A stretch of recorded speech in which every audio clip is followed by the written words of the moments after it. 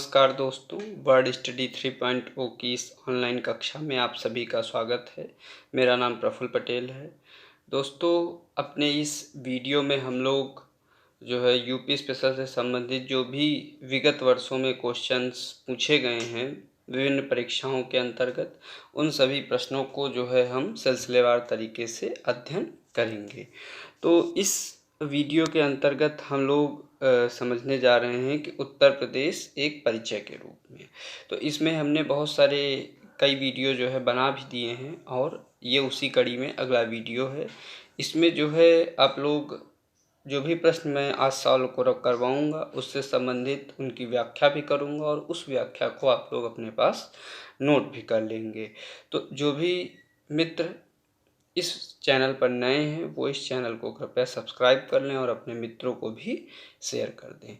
तो आइए हम लोग अपने लेक्चर की शुरुआत करते हैं। तो हमारा पहला प्रश्न है, 2011 की जनगणना में उत्तर प्रदेश के किस जिले में साक्षरता दर उच्चतम थी? तो दोस्तों, आपको ध्यान रखना है इसमें, इस क्वेश्चन में आपसे पूछा जा रहा है कि किस जिले में साक्षरता दर मतलब सबसे ज़्यादा थी या उच्चतम थी। तो अगर मैं बात करूं इसमें आपसे कि गौतम बुद्ध नगर की, तो गौतम बुद्ध नगर की वैसे तो सबसे ज़्यादा है, लगभग 82% के आसपास। तो आपको ये ध्यान रखना है कि गौतम बुद्ध नगर मैं लिख देता हूँ GN यानी गौतम बुद्ध नगर, इसकी है 82%। और उसी के बाद जो दूसरे नंबर का जो शहर है या आप कह सकते हो जिला है, उसका नाम है कानपुर। तो ये आपको ध्यान रखना है कि दूसरे नंबर पर है हमारा कानपुर और इसकी जो मतलब साक्षरता दर है वो है 81%, 81%। तो अब देख सकते हो कि पहले नंबर पर जो है 82% साक्षरता दर के साथ गौतम बुद्ध नगर है, दूसरे नंबर पर कानपुर है। लेकिन इस प्रश्न में जो है गौतम बुद्ध नगर नहीं दिया गया है, इसलिए इस प्रश्न का जो सही जवाब होगा वो होगा कानपुर नगर। तो ये आपको ध्यान रखना है। और अगर मैं बात करूं तो न्यूनतम साक्षरता दर वाला जिला जो है वो आपका श्रावस्ती है। इस बात को भी आप लोग अपने पास नोट कर लेंगे।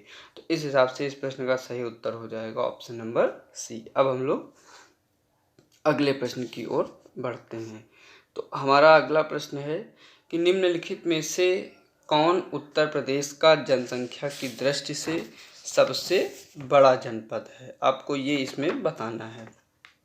तो अगर मैं बात करूं कि जनसंख्या की दृष्टि से उत्तर प्रदेश का सबसे बड़ा जो जनपद है वो है इलाहाबाद, यानी कि वर्तमान का प्रयागराज। तो अगर मैं बात करूं यहाँ पर जो है क्रम की, तो सबसे ज़्यादा जो जनसंख्या है वो है आपके प्रयागराज की, मैं शॉर्ट में लिख दे रहा हूँ। इसके बाद जो दूसरे नंबर पर मतलब जो क्षेत्र है उसका नाम है मुरादाबाद। तो ये आपको ध्यान रखना है, मुरादाबाद। उसके बाद जो इसके बाद वाला क्षेत्र आता है वो है गाजियाबाद। तो आपको नहीं कुछ तो 3 तो ध्यान रखने ही रखने हैं। तो इस हिसाब से इस प्रश्न का जो सही उत्तर हो जाएगा वो प्रयागराज या इलाहाबाद हो जाएगा। ठीक, आइए अब हम लोग अगले क्वेश्चन की ओर बढ़ते हैं। अब हमारा अगला क्वेश्चन है कि उत्तर प्रदेश के निम्नलिखित नगरों का भौगोलिक क्षेत्रफल की दृष्टि से अवरोही क्रम क्या होगा? तो दोस्तों, इसमें हमें बताना है अवरोही क्रम बताना। ये एकदम ध्यान रखें, अवरोही क्रम का मतलब होता है पहले सबसे ज़्यादा वाला बताना है, फिर सबसे कम वाला बताना है। तो अगर मैं बात करूं भौगोलिक क्षेत्रफल के हिसाब से, तो इसमें अगर मैं दूसरा पेज इसमें ले लेता हूं तो उसमें आसानी रहेगी। सबसे पहले मैं वाराणसी का नाम लिख देता हूं, VR।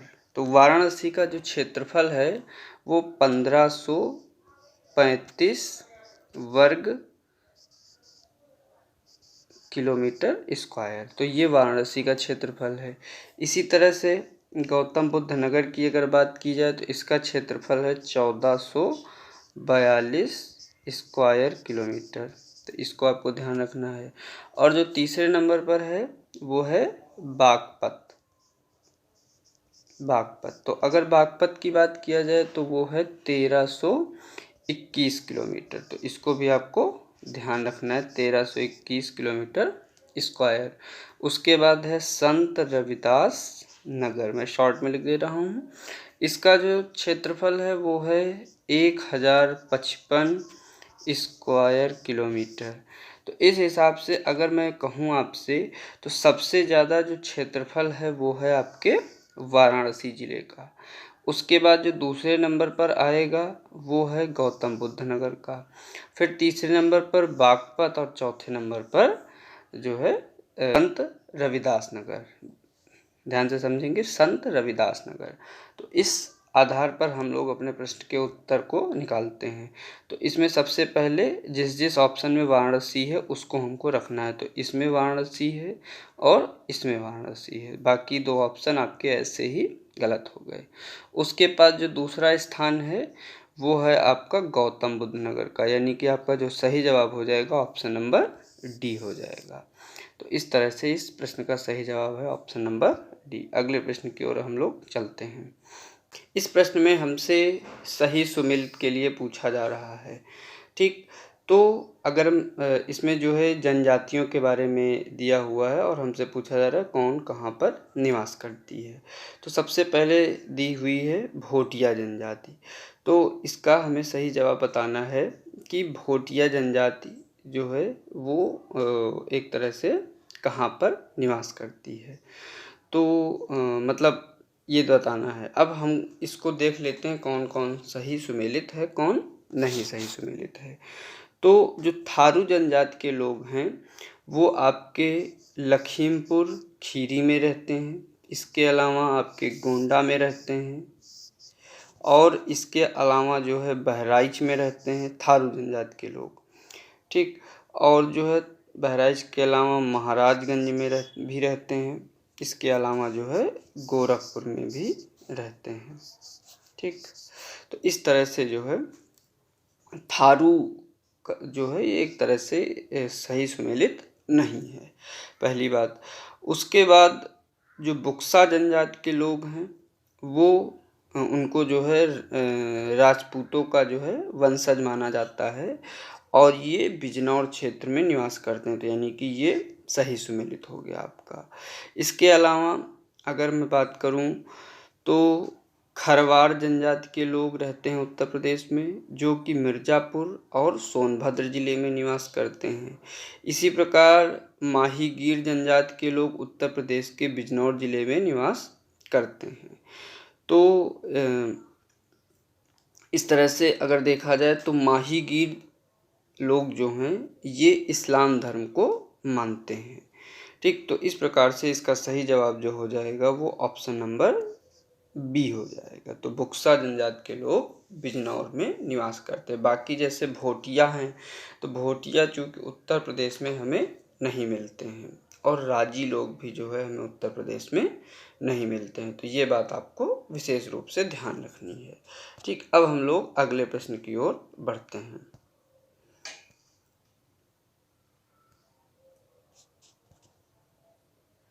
अब अगला प्रश्न है, लखनऊ जिले की सीमा निम्नलिखित में से किस जिले की सीमा को स्पर्श नहीं करती है। तो इसमें आपको बताना है कि जो लखनऊ जिला है इन 4 जिलों में से किससे स्पर्श नहीं करती। तो आप सबको पता है कि उन्नाव जिले से लखनऊ जिले की सीमा बराबर स्पर्श करती है, बाराबंकी जिले से भी स्पर्श करती है और हरदोई से भी स्पर्श करती है। और आपको पता है कि बलिया से स्पर्श नहीं करती है। क्यों? क्योंकि बलिया जो है पूर्वी उत्तर प्रदेश में आ जाता है। ठीक, तो इसका सही जवाब जो हो जाएगा वो हो जाएगा ऑप्शन नंबर ए। ठीक, अब हम लोग अगले प्रश्न की ओर चलते हैं। तो इसमें हमसे पार्क दिए हुए हैं और उन पार्क को सही हमें कूट के माध्यम से सही सुमेलित करके बताना है। तो सबसे पहला है अपर रेल पार्क। तो अपर रेल पार्क जो है ये आपके कानपुर नगर में है। इसके बाद है बायोटेक्नोलॉजी पार्क, तो ये आपके जो है लखनऊ में है। ठीक, बायोटेक्नोलॉजी पार्क। इसके अलावा है एग्रो प्रोसेसिंग पार्क, तो ये आपके सहारनपुर ज़िले में है। इसके अलावा लेदर टेक्नोलॉजी पार्क, तो ये जो है ये उन्नाव में है। तो इस तरह से ये मैंने सही सुमेलित कर दिए हैं, जो कि आपको समझ लेना है। ठीक, अब हम लोग अगले प्रश्न की ओर चलते हैं। तो हमारा जो अगला प्रश्न है वो है, दुधवा राष्ट्रीय उद्यान किस जनपद में अवस्थित है। तो अगर दुधवा की बात किया जाए तो दुधवा राष्ट्रीय उद्यान जो है वो लखीमपुर खीरी में अवस्थित है, और इसकी जो लंबाई है, मतलब जो इसका एरिया है वो है 490 स्क्वायर किलोमीटर। आपको ध्यान रखना है 490 स्क्वायर किलोमीटर। तो इस प्रकार से, और प्रोजेक्ट टाइगर के अंतर्गत इसको डेवलप भी किया गया है। ठीक, तो ये बात ध्यान रखनी है, मतलब टाइगर्स की जो सुरक्षा के लिए। ठीक, अब हम लोग अगले प्रश्न की ओर बढ़ते हैं। तो अगला प्रश्न है हमारा, उत्तर प्रदेश में जो है आलू निर्यात जोन कहाँ स्थित है, ये हमें इसमें बताना है। तो अगर हम बात करें आलू निर्यात जोन की, तो ये आपके आगरा शहर में अवस्थित है। तो इस बात को ध्यान रखेंगे। तो इसका सही जवाब हो जाएगा ऑप्शन नंबर ए। अब हम लोग अगले प्रश्न की ओर बढ़ते हैं। अब अगला प्रश्न है, निम्नलिखित में से कौन उत्तर प्रदेश के मुख्यमंत्री नहीं रहे हैं, ये हमें बताना है। तो गोविंद वल्लभ पंत जी उत्तर प्रदेश के पहले मुख्यमंत्री रहे हैं। इसके अलावा अगर मैं बात करूं तो टी.एन. सिंह जो है उत्तर प्रदेश के मुख्यमंत्री रहे हैं। इसके अलावा राम नरेश यादव जी भी जो है उत्तर प्रदेश के मुख्यमंत्री रहे हैं। नित्यानंद स्वामी जो है उत्तर प्रदेश के मुख्यमंत्री कभी नहीं रहे, और ये उत्तराखंड के जो है प्रथम मुख्यमंत्री थे, जो कि 9 नवंबर 2000 से 29 अक्टूबर 2001 को तक रहे थे। आपको पता है कि वर्ष 2000 में ही जो है 9 नवंबर को उत्तराखंड राज्य को बनाया गया था, उत्तर प्रदेश से अलग करके। बाकी सारे लोग उत्तर प्रदेश राज्य के मुख्यमंत्री रहे हैं। तो इसका सही जवाब हो जाएगा ऑप्शन नंबर सी। ठीक, अब हम लोग अगले प्रश्न की ओर चलते हैं। तो अगला प्रश्न पूछा जा रहा है, इसमें भी हमें जो है कूट के माध्यम से सही सुमेलित कर देना है। तो ये हमसे इसमें कहा जा रहा है। तो अब अगर बात किया जाए बिरहा, ये एक तरह से लोक नृत्य हैं।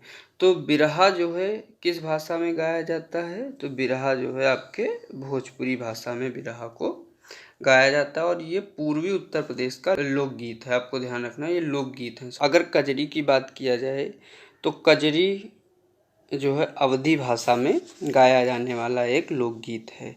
इसी तरह अगर हम लोग बात करें मलहोर की, और मलहोर दोनों ही ब्रज एवं अवधी भाषा में गायन किए जाते हैं।